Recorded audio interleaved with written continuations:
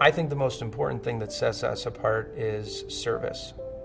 So I went back and when I was applying to medical school, my family's in the roofing business here in Michigan. And we do a lot of commercial industrial, but we also had a real specialty market in historic restoration. So growing up, there was this emphasis on service and quality because that's a very different clientele as a roofing company.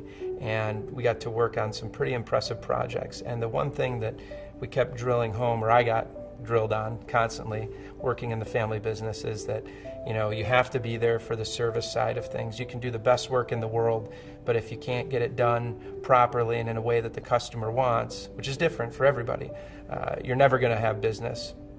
And I think I've taken that approach to healthcare.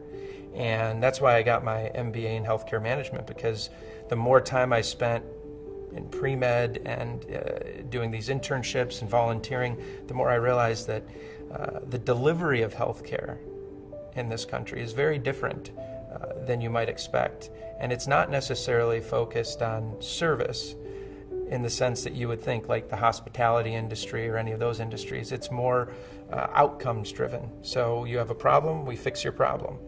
But what about the experience of going through that process? And I think that's starting to catch up now, and we're starting to see that with some of these value-driven models and patient engagement models. But I think that's what's different with our practice. That's why I came to Ascension Crittenden. That's why I'm working over in the DeClaire Lamacki Institute. I think that there is a difference fundamentally in the organization and the culture of the organization, such that we don't just approach it as a problem, we approach it as you as a person.